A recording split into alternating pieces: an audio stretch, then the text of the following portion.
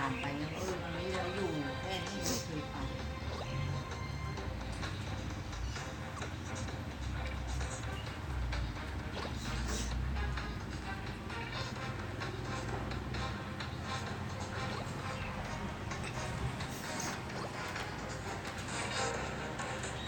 โอ้ข้าวต้นหนูเพิ่งไปได้หนเดียวไม่เคยไปโอ้ข้าวต้น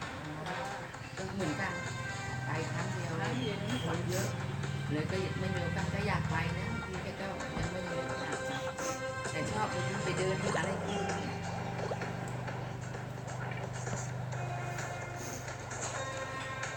รถมาบ่อยนะ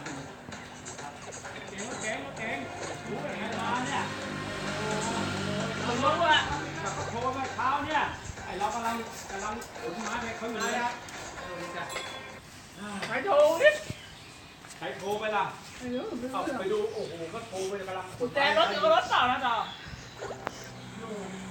เอาเลยแล้วติดสิทำไมไม่ติดลากมาเฮ้ยคันนี้บางดีวะรถใครเนี่ยเจ้าของนั่งเนี่ยเขาไม่ขายเราไม่ใช้งานเซ็นรถเห็นก็ข่าวก่อนที่สิ่งนั้นเป็นว่ากำลังงานนี่เอง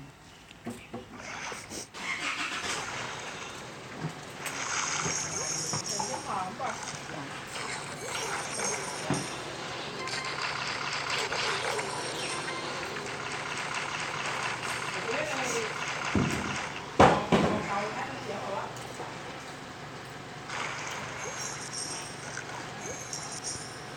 หนูไม่ได้ทดลองใส่เลยป๋าหนูทดลองได้ไงอ่ะ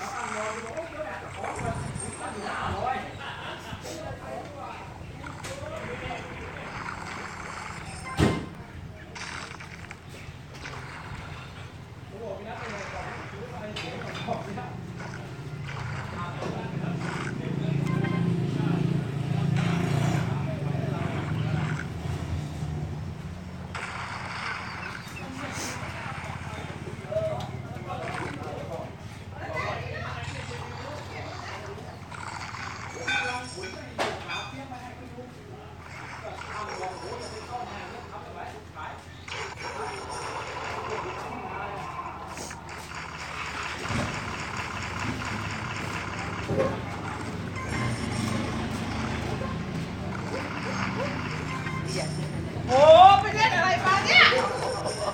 ตายเลย โอ้โหตกน้ำยังเห็นไปเล่นสงกรานต์ที่ไหนมาขอบคุณครับ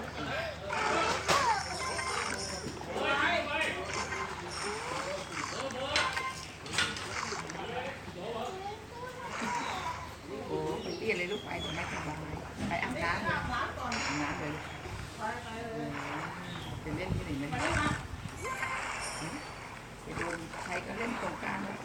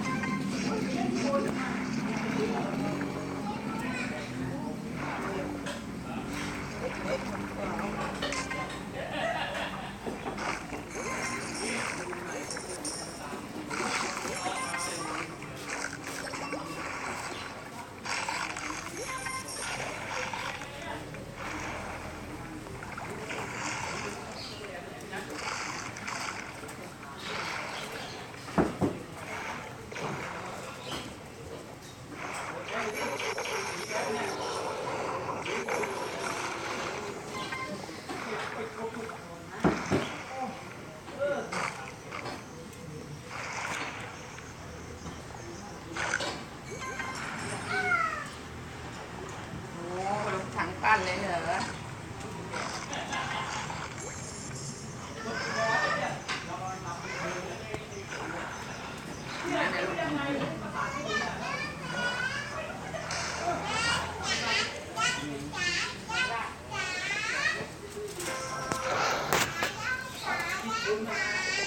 มาลูก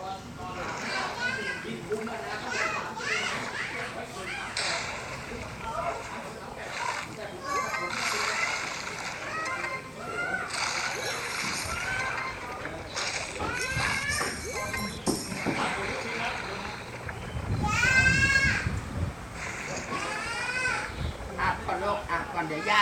ากำลังคุยกับแขกแป๊บนึงอาบเลยกำลังอาบน้ำ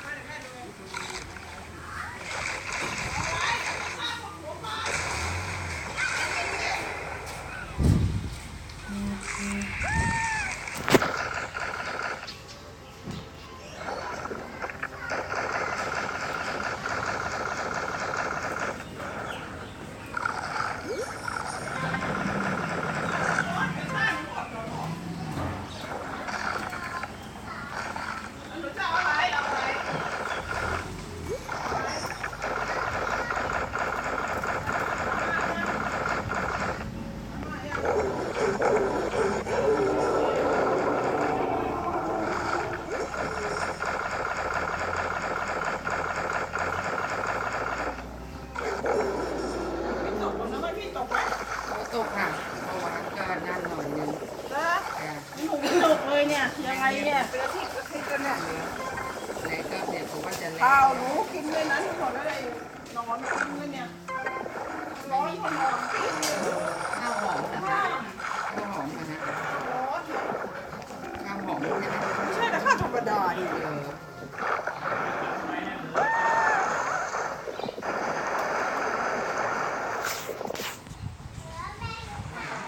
โอ้โหไม่ตัดไม่งั้นพี่แต่